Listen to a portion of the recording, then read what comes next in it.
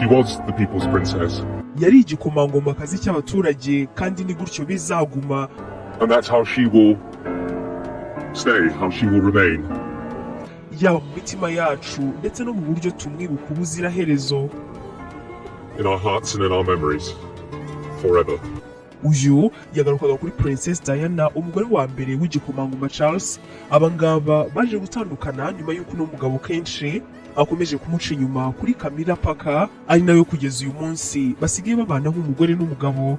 Camilla paka ndetse n'igikomangoma Charles bari mu Rwanda mu minsi ishize, dore ko ku itariki 21 z'ukwezi kwa gatandatu mu mwaka wa 2022 ku kibuga cy'indege mpuzamahanga cya Kigali Kanombe aribwo bahageze, aho kino gikomangoma cy'Ubwongereza yarazanye n'umugore we Camilla paka mu nama ya CHOGM yari irimo kubera mu gihugu cy'u Rwanda.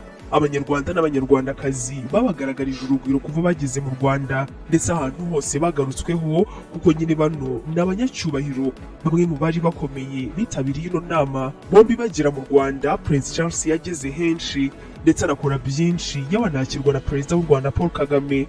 Mu mafoto ye nyine ahangaha ari mu Rwanda yari kumwe n'umugore we Camilla paka, uyu nyine bagiye bakorana ibikorwa bitandukanye byose Prince Charles yagiye yitabira.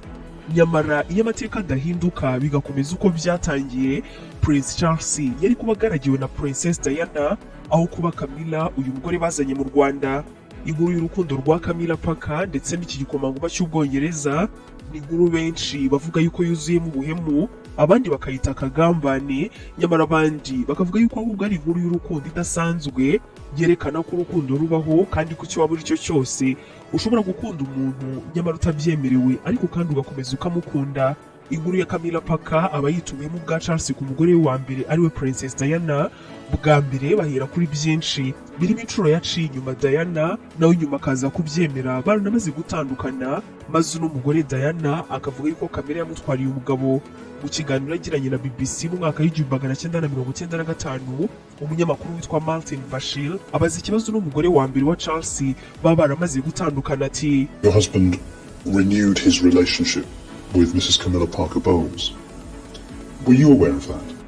Muri biography cyangwa se mu mateka agaragaza umugabo wawe hari aho bavuga yuko mu gihe cyageze maze agatangira kongera gukururana na Camilla bari barahoze bakundana.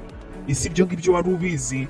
Ahangaha kino gikomangomakazi Diana n'agahinda kenshi aravuga ati, Yes, I was. But I wasn't in a position to do anything about it. Yego cyane rwose nari mbizi, ariko ntabwo nari nemerewe kugira na kimwe mbivugaho cyangwa se nanone mbimubazaho. Uno munyamakuru aramubaza ati, ni ikihe kimenyetso wari ufite ko umubano wabo wakomeje na nyuma y'uko mumaze gusezerana? Evidence did you have that their relationship was continuing even though you were married? Anga Princess Diana aramusubiza ati, A woman's instinct is a very good one. Oh, ibyiyumvo by'umugore ni ikintu gikomeye cyane. Ahangaha uno munyamakuru arongera akamubaza ati, rero baguciye inyuma ubizi, Camilla ndetse n'igikomangoma Charles baguciye inyuma ubizi? Princess Diana n'agahinda kenshi ahangaha yarasubije ati, We're isolated. Very much so. Umunyamakuru arongera akamubaza ati, utekereza ko Madamu Camilla paka yaba ariwe wateye gutandukana kwawe n'umugabo wawe? Do you think Mrs. Parker Bowles was a factor in the breakdown of your marriage? Anga Princess Diana aramusubiza ati, Well, there were 3 of us in this marriage, so it was a bit crowded. urumva uru rwari nk'urushako rw'abantu batatu. Anga Princess Diana yavugaga we, umugabo we ndetse na Camilla, yahise agira ati, rero rwari urushako rwuzuriranye. It was a bit crowded. Umunyamakuru yongeye kubaza Princess Diana ati, nyuma yo kumenya ko umugabo wawe yifuje ko mutandukana, nicyo wakoze ukimara kubyumva? What were your feelings at the time? Narababaye cyane cyane, byarambabaje cyane. Deep, profound sadness. So we had struggled to keep it going, but obviously we both. Twari twararwanye igihe kinini ngo urukundo rwacu ruzabashe gukunda, gusa byaranze. Ariko nanone ntekereza yuko byaduhaye akaruhuko kuko umugabo wanjye yatse gatanya kandi narabyemeye. Husband asked for separation and I supported it. Umunyamakuru ahita amubaza ati, none ntabwo byari igitekerezo cyawe kwaka gatanya? Princess Diana aramusubiza ati, oya, nta na gato. It was not your idea. No, not at all. nari narakuriye mu muryango w'abantu batandukanye rero ntabwo nifuzaga yuko byakongera kumbaho. I come from a divorced background, and I didn't want to go into that one again. Umunyamakuru ati umaze kumenya yuko ari gutyo abyifuza n'icyo wakoze. What happened next? Nyimara kumenya yuko yifuza ko twahabwa agatanya namusabye ko yatanga iryo tangazo nyuma yuko abana bavuye mu biruhuko kandi koko yarabikoze. I asked my husband if we could put the announcement out before the children came back for school for Christmas holidays because they were. Ndibuka ko numvise itangazo ry'uko njye nawe twatandukanye kuri radiyo nagize agahinda katavugwa, ibyari urushako byari bipfuye, ibyari umubano byari byanze. I heard it on the radio and it was just very, very sad. Importantly, our marriage taken a turn, different turn. Ikaze mu nkuru yacu y'urukundo y'uyu munsi nk'uko umaze kubyiyumvira yuzuyemo byinshi cyane bitandukanye, bamwe bita ubuhemu abandi bakabyita ubugambanyi, abandi bakavuga yuko ari inkuru y'urukundo nziza cyane yerekana yuko rukibaho. Mu ncamake z'ibyo tugiye kurebera hamwe turaza kwibaza ni gute wari igikomangomakazi cy'igikundiro Diana yaje kwangwa n'uwo bari barashakanye. Roxam. She was the first royal bride to remove the word obey from their vows. Ni gute se kandi wari umugore w'umugabo ari we Camilla yaje gushakana n'igikomangoma Charles kugeza uyu munsi bakaba ari umugore n'umugabo.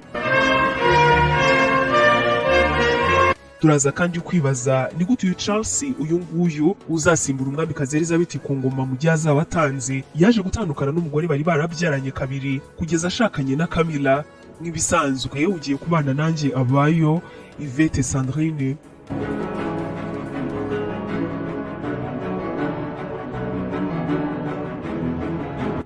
Prince Charles yavutse ku itariki 11 mu mwaka w'1948. Ibyo ngibyo bikaba bisobanuye ko afite imyaka 74 y'amavuko.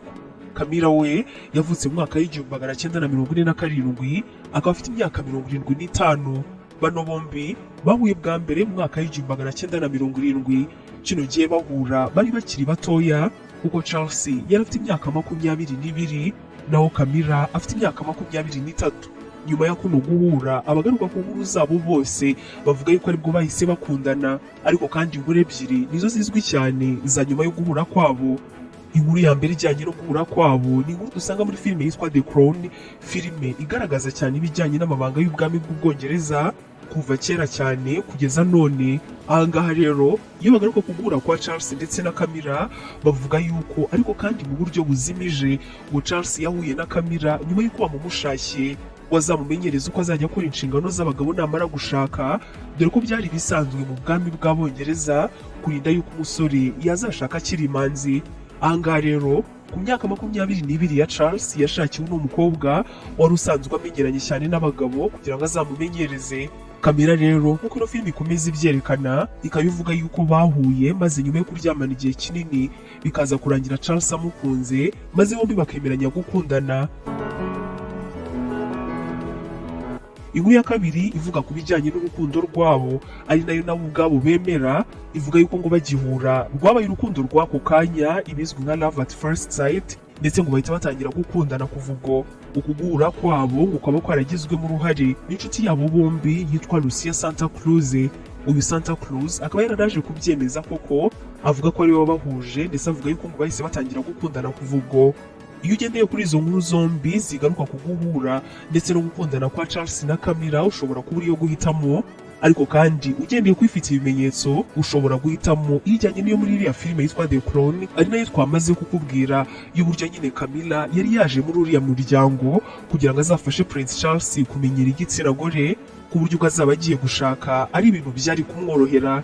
Impamvu ya mbere ni uko nyine kuba Charles yarabuze ahera umwamikazi kugira ngo ajye kumubwira yuko yakunze umukobwa bari barazanye ngo azamwigisha ibijyanye no mu rugo. Ibyo ngibyo kuba byari ikigeragezo ubwabyo bishobora kwerekana uburyo bitari ibintu byoroheje.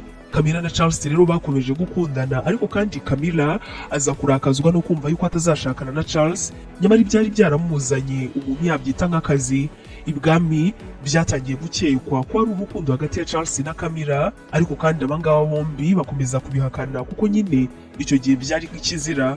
Gusa Camilla na Charles bamaranaga igihe kirekire cyane bari kumwe, kandi mu bakobwa bose batandukanye umwamikazi ndetse n'ibwami bose bifuzaga yuko Charles yazashaka, nta wigeze umurutira Camilla.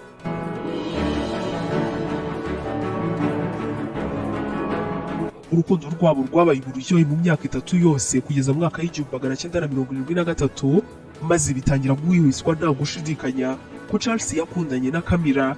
Gusa ntabwo byari kubibanga ubuziraherezo. Byagize igihe nyina wa Charles ari umwamikazi Elizabeth wa kabiri w'Ubwongereza aza kubimenya. Ahangaha yamagaye umusore we amubwire yuko no mu nzozi ze adateze na busa kuzabona Camilla nk'umukazana we, kuko nyine ubwo yari no kuzaba ari uzaba umwamikazi. Umwamikazi Elizabeth yabwiye Charles yuko mu nzozi ze na busa agomba kwikuramo Camilla agatangira kubona abakobwa bakwiriye kandi baberanye no kuzamubera umugore.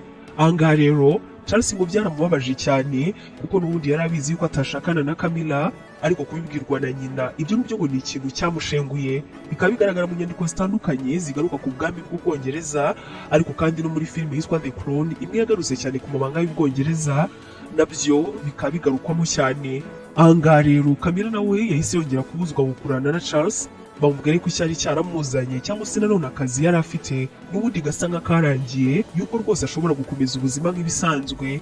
Uyu rero wari ukiri umukobwa Camilla, filime ya The Crown nyuma yo kwiyamwa nabi bwami yerekana yuko yarize amarira menshi, kandi koko byarumvikanaga ntabwo yari afite uburyo abana n'uwo yari yarakundanye nawe, yari yarihebeye, yari yarahaye umutima we wose. Byaje guhubuka noneho Prince Charles aza gutumwa mu mahanga mu nshingano za gisirikare. Uyu nguyu yari umusirikare mu gisirikare cy'Ubwongereza cyo mu mazi. Icyo gihe Prince Charles yatakaje umukobwa yari yarakunze bya nyabyo, gukundana kwabo kwahise guhagarariraho, ndetse ukanongeraho yuko kutari gushyigikiwe n'umuntu n'umwe.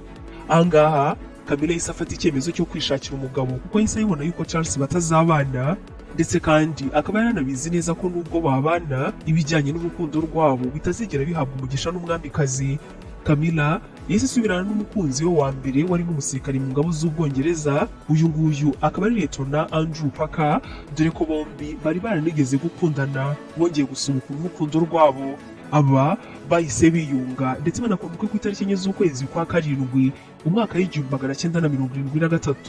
N'ubukwe bwishimiwe cyane nabi bwami kuko bumvaga yuko Camilla avuye mu buzima bw'umuhungu wabo. Tukiri ahangaha nyine wanahita umenya yuko ano mazina Parker Camilla ayakura ku mugabo bashyingiranywe kiriya gihe. Prince Charles yaje kugaruka mu Bwongereza avuye muri misiyo y'akazi, maze aza kubabazwa cyane no kumva yuko umukobwa yari yarakunze yaje gushakwa n'undi mugabo. Ahangaha rero yamaze igihe yihunze, yarabuze icyo gukora, ngo ararira ababaye cyane, ariko kandi nta yandi mahitamo yari afite. Umukobwa bari barakundanye nabwo yari afite uburenganzira ndetse n'ubushobozi bwo kuba yari kuzaba umwamikazi. Prince Charles nyuma yo gutandukana na Camilla, abakobwa batandukanye mu bwami bw'Ubwongereza batangiye kugenda bakurana nawe cyane. Gusa ariko abo bose nta n'umwe umwamikazi yigeze yishimira, ndetse abakobwa bose bakundanye nyuma ya Camilla n'ubundi byarangiraga batandukanye. Umunsi umwe ariko yaje guhura n'umukobwa witwa Diana, maze icyo gihe Prince Charles aramwishimira cyane amusaba yuko bakundana. Diana arabyemera, maze agiye kumwerekana iwabo umwamikazi w'Ubwongereza aramwishimira cyane. Ahangaha ubwo Prince Charles yajyaga kwerekana Diana mu bwami bw'Ubwongereza baramwishimiye cyane ndetse baramukunda bitagira ingano. Umuryango w'aba Spencer Diana yari yaravutsemo ni umuryango wari warabaye igihe kirekire iruhande rwa Windsor, akaba ari umuryango mu mvugo yoroheje wari ufite uburenganzira bwo kuba umuntu waho yashakana n'uw'ibwami. Muri filime yitwa The Crown berekana yuko Diana yakunzwe cyane n'umwamikazi n'ababo bose, dore ko uretse kuba ubwo yari afite igikundiro kitavugwa, yaranujuje ibyasabwaga byo kuba yajya gushaka ibwami. Aho umuryango we bari buziyemo bakoraga ibwami, aho bamwe barabaja abandi ari abagaragu ba nyina wa Elizabeth wa mbere. Ibintu byatumye Diana yishimirwa cyane ubwo nyine Prince Charles yari amaze kumuzana. Ibi ngibi rero bikaba byarahaye imbaraga umwamikazi Elizabeth, ahitaho umugisha kuba umukobwa wo muri uwo muryango yashyingiranwa n'umuhungu we Charles akazaba n'umwamikazi w'Ubwongereza. Byarangiye abangaba bombi bashyingiranywe ku itariki 29 z'ukwezi kwa karindwi mu mwaka w'1981. Ni mu bukwe bw'isuku bw'ikinyejana bwitabiriwe n'amamiliyoni y'abantu, ndetse ubu bukwe bwavuzwe cyane.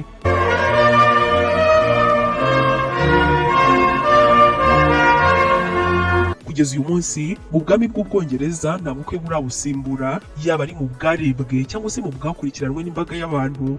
imwe mu mpamvu zatumye buno bukwe burebwa, icya mbere ni uko Diana yari afite igikundiro kidasanzwe, ukanongeraho yuko kandi Prince Charles yari amaze igihe kinini cyane atarashaka, akaba umwe mu baragwa b'ingoma bamaze igihe kinini cyane bafite imyaka myinshi batarashaka. Iki gihe Diana akimara gushakana na Prince Charles yahise ahabwa izina ry'igikomangomakazi cy'Ubwongereza, ahita yitwa Princess Diana, maze urukundo atangira kuruhabwa hirya no hino. Yari umukobwa w'igikundiro, ibyo ngibyo nta wabishidikanya. Diana had a knack for really understanding where some of the most vulnerable people in the world needed her. Diana ndetse na Charles baje kubyara n'abana babiri, abangaba nabo barazwi, Prince William ndetse na Prince Harry. Abangaba nabo bafite inkuru zabo zihariye. Ku rundi ruhande, Camilla n'umugabo we Andrew Parker nabo baje kubyara abana babiri. Ukimara kumva ibyo ngibyo byose, ushobora gutekereza nyine ko urukundo rwa Camilla na Charles rwari rwararangiye, cyangwa se nanone ko rwarangiye, kuko nyine birumvikana Camilla yari ashatse umugabo ndetse na Charles nawe yari amaze gushaka umugore.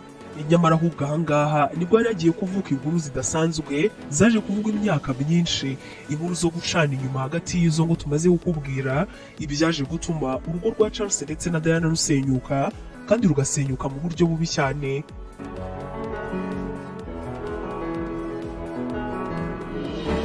Urukundo rwa Camilla na Charles burya ngo ntabwo rwari rwarigeze rurangira. Byatangiye guhibiswa yuko bakomeje kugirana ubucuti budasanzwe nyuma y'uko bamwe mu banditsi babigarutseho bavuga yuko umwana wa mbere wa Camilla witwa Tom yabyawe muri batisimu n'igikomangoma Charles cy'Ubwongereza. Ibinyamakuru byakomeje kwandika yuko abangaba bakomeje kujya basohokana mu ibanga ndetse no guhura mu ibanga rikomeye. Princess Diana yatangiye kubyiyumvamo ndetse no kubishyeka, biza noneho guhubuka nyuma y'uko n'umugabo yambaye igikomo cyari cyanditseho amazina ya Camilla, kandi nyine Camilla baratandukanye.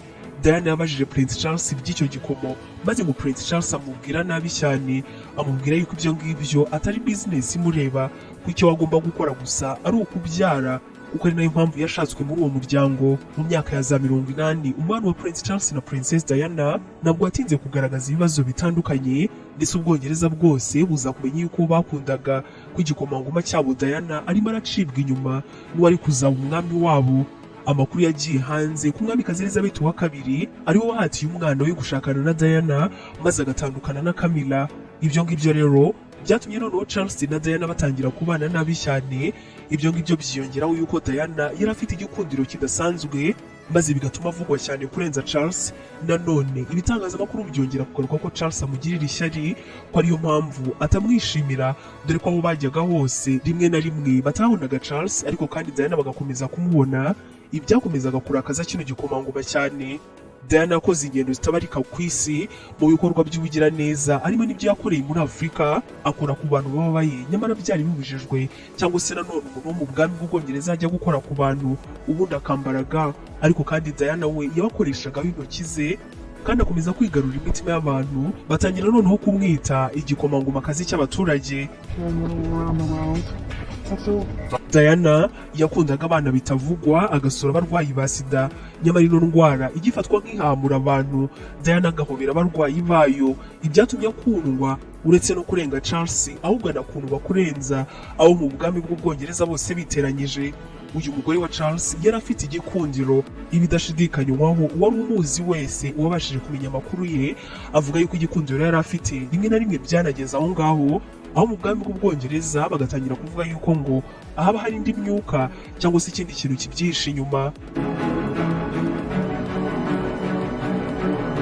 Ibi ngibi rero aho kugira ngo bamwe mu bwami bw'Ubwongereza batangire kubifata neza, ahubwo byatumye bamwe batangira kumwanga. Charles noneho ahangaha nibwo yaboneyeho kuvuga ko yashatse nabi.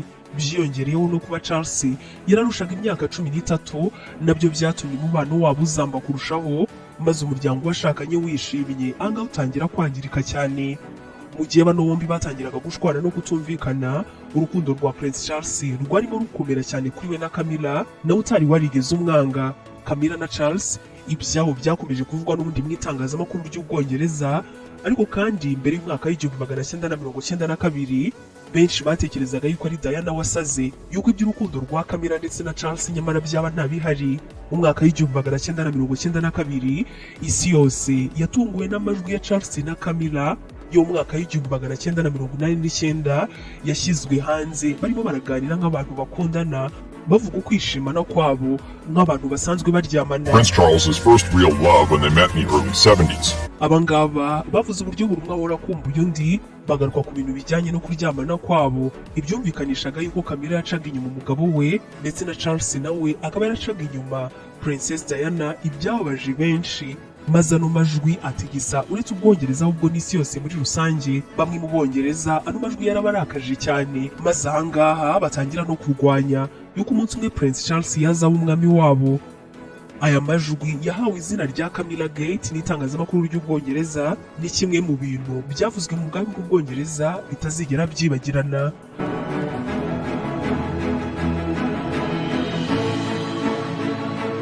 Urugo rw'igikomangoma Charles ndetse n'urugo rwa Camilla zombi zatangiye kujya mu manegeka kugeza ku gusenyuka kwazo. Urwabanje n'urwa Prince Charles, dore ko ubwo ngubwo aho ngaho mu mwaka w'1992 amategeko yamutandukanyije na Diana kugira ngo ntibongere kubana. Gusa ariko icyo gihe ntabwo byabaye burundu kuko Princess Diana yemerewe kuzajya agaruka ibwami agasura abana ndetse n'amazina y'ibyubahiro bya cyami akomeza kuyagumana. Ariko kandi byaje kuba burundu ubwo mwaka w'1996 noneho mu buryo bwuzuye bwa burundu Princess Diana ndetse na Prince Charles amategeko yabatandukanyije bya burundu kandi mu buryo bwuzuye ntibongera kuba umugore ndetse n'umugabo. Camilla and Charles never stopped seeing each other, even when Diana came into the picture. Nyuma yo gutandukana kwa Prince Charles ndetse na Diana, urukundo rwa Camilla na Prince Charles rwakomeje kwiyongera ndetse rujya ku rwego rwo hejuru. Camilla akomeza guca inyuma umugabo we nubwo nyamara mu masezerano bari bakiri umugore ndetse n'umugabo. Prince Charles ndetse na Camilla bakomeje kujya bahura mu ibanga rikomeye mu mazu ya Prince Charles y'ibanga. Abangaba niho kenshi wabasangaga ndetse kandi n'ibitangazamakuru ntabwo byari biboroheye. Uru rukundo rwa Camilla ndetse na Charles narwo rwaje kugeza ku iherezo urugo rwe, maze we n'umugabo we paka baza gutandukana mu mwaka w'1995. Abangaba nabo bagitandukana noneho byatumye abakunzi bari barakundanye mu myaka 25 yari ishize ariko ntibabashe kubana, none batangira gukundana mu buryo bwuzuye.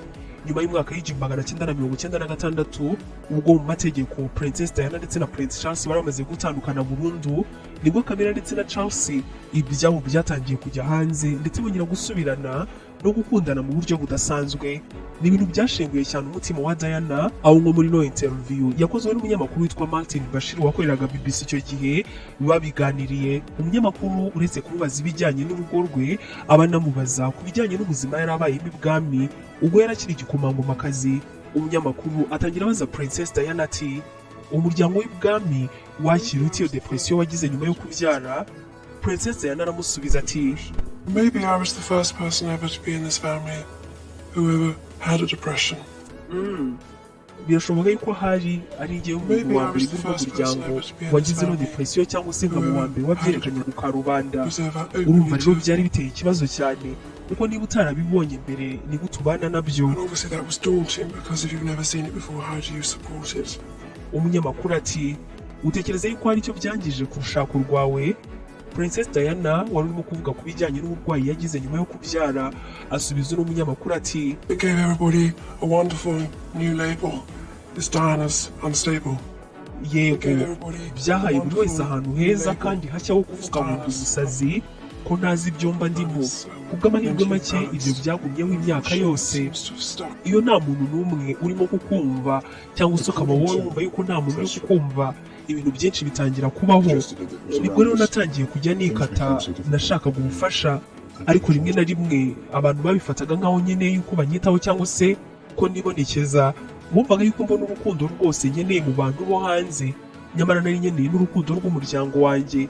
Numvaga nikunze kuko ntabwo nari mbashije kubana n'iyo pressure yose.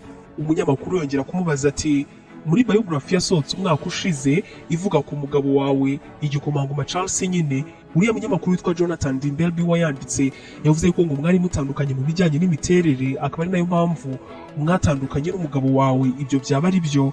Princess Diana aramusubiza ati, No, I think we had a great deal of interest. We both liked people, both liked country life. Oya, ntabwo ari gutyo nabivuga. Twari duhuje byinshi, twese twakundaga abantu, twese twakundaga abana, twakoze mu bitaro by'abarwayi ba kanseri ariko bamfataga nk'igicucu. Umunyamakuru yongera kumubaza ati, iyo bavuga kuri Prince Charles bavuga yuko ari umuntu utekereza neza cyane, ko ari umuntu uzi ubwenge. Ese Prince Charles utekereza yuko agutekerezaho iki? Anga Princess Diana aramusubiza ati ntabwo nzi niba nari nemerewe kugira icyo nibaza cyangwa se nkunda.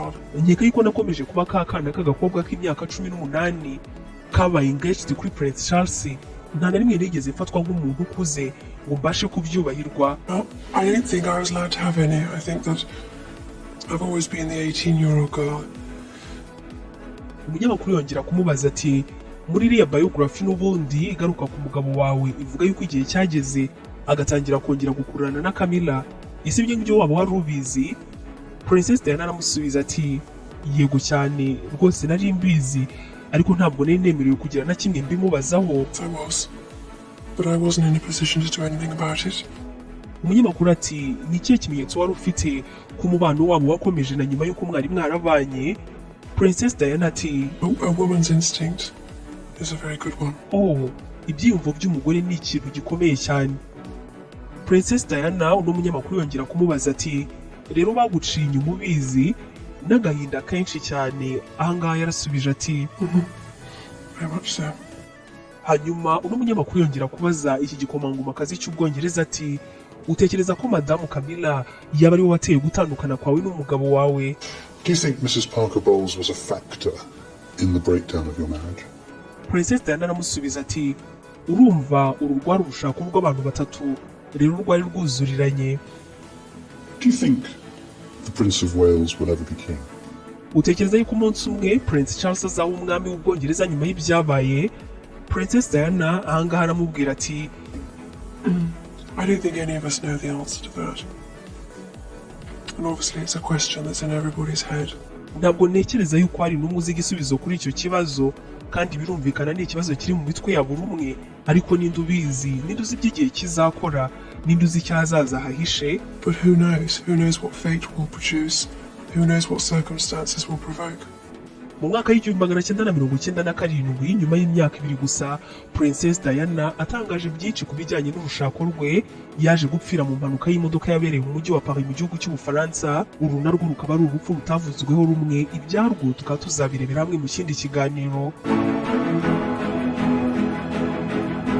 Urupfu rwe rwarijije isi yose kugeza ubwo indabyo zashyizwe uhari kumwibukirwa mu Bwongereza, arizo ndabyo za mbere zanganiye gushya mu mateka yose ya buno bwami mu kiriya icyo ari cyo cyose, kandi nyamara atanakira umugore w'igikomangoma. On August 31st, 1997, the People's Princess was gone, but her legacy as a humanitarian lived on. Camilla abantu bashatse kumwica kubera yuko yahise yangwa, ndetse ashinjwa urupfu rwa Diana mu buryo butandukanye. Byagiraga noneho kuba akundana na Charles yaratandukanye na Diana, byo bikazamba kurushaho, ku buryo nyuma y'urupfu rwa Diana amateka yerekana yuko Camilla yaje guhunga akagaruka byaramaze gusa nk'ibyibagirana. Camilla na Charles bombi baje guhura n'imijugujugu myinshi y'Abongereza bikundiraga Princess Diana kubera nyine imwe muri iyo mico ye twagiye tukubwira, ariko kandi bano nabwo bakaba barakomeje gukundana nubwo bari banzwe rwose mu buryo butavugwa. Nubwo Camilla yahuraga n'ibibazo abantu bakamwita umugambanyi waje kwivanga mu rukundo rwa Charles na Diana ngo yarangiza akarwangiza, ariko ibyo ngibyo ntacyo byigeze bimutwara, kuko ikizima nuko umukunzi w'ibihe byose Prince Charles yamukundaga kandi ahari. Mu kwezi kwa kabiri ku mwaka w'2005 Prince Charles na Camilla noneho baje kubana nk'umugore n'umugabo. Kino gihe Charles yamwambitse impeta y'igitangaza yambarwaga na nyirakuru nawe wari umwamikazi. Camilla nawe ntabwo yazuyaje, yahise avuga yego. Ubwo rero abangaba byari bisabye imyaka 35 bahuye ku nshuro ya mbere kugira ngo babashe kwemeranya kubana nk'umugore n'umugabo, ndetse ntabwo byatinze. Ubukwe bwabo ariko ntabwo bwahawe umugisha n'umwamikazi Elizabeth wa kabiri kuko biri mu muco w'ubwami bw'Ubwongereza. Ibyo ngibyo byari bisobanuye yuko umwana abangaba bombi bari kuzabyara atari kuba yemerewe kuzaba umwe mu baragwa b'ingoma y'Ubwongereza, usibye ko n'ubundi nabo ntawe bigeze babyara. Ikindi ubu ngubu bwari ubukwe busanzwe butari burimo imihango nk'isanzwe ikorwa ku bikomangoma by'ubwami bw'Ubwongereza. Prince Charles yasezeranye kubana akaramata na Camilla ku itariki 9 z'ukwezi kwa 4 umwaka wa 2005. Nubwo ariko nyamara umwamikazi n'umugabo we batigeze bitabira umuhango wo gusezerana, ariko kandi ntabwo yari kubura mu muhango wose w'ubukwe bw'umwana we w'imfura. Umwamikazi ahubwo yitabira ibirori byo kubusabira umugisha mu buryo busanzwe butari ubwa cyami, ndetse no muri reception umwamikazi akaba yarabashije kuhagera. ibyo ngibyo rero bikaba byarahise bituma Charles ariwe muntu wa mbere w'ibwami kandi uzaragwa ingoma wakoze ubukwe mu buryo busanzwe bwa rubanda rugufi, ndetse icyo gihe ni nabwo Camilla yahise ahabwa izina ry'ubwami, ahabwa izina rya Duchess of Cornwall cyangwa se igikomangomakazi cya Cornwall. Aba ngaba bombi kuva icyo gihe kugeza uyu munsi akaba ari umugore n'umugabo. Ubwo birumvikana ko bamaze imyaka 17 babana, ndetse kuri bamwe bakundaga Princess Diana ntabwo bigeze bishimira ubukwe bwabo, yewe kugeza na n'uyu munsi arabagitekereza Diana bacyanga Camilla cyane bakinazira Charles, ku buryo bamwe bo batanavuga yuko Charles umunsi umwe azigera aba umwami, bagakomeza kuvuga yuko atari ikintu bazigera bihanganira na rimwe. Nyamara ariko ku bandi urukundo rwa Charles ndetse na Camilla barufata nk'ikimenyetso cy'urukundo nyarwo, kandi rugaragaza yuko buri wese uko yaba ameze kose yakundwa kandi agakunda, nk'urukundo rwa nyarwo wagereranya na Romeo na Juliet.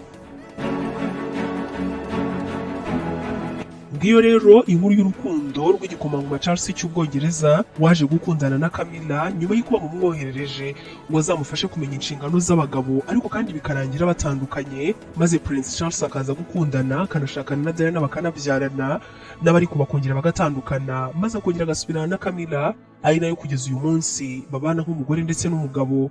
Niba inkuru yabo utaruyizi mu buryo burambuye, reka twizere ko umaze kwisobanukirwa. Wakoze cyane yo gufata umwanya wose warangiza ukaba natwe muri kino kiganiro, turacyari kumwe no mu bindi bitandukanye.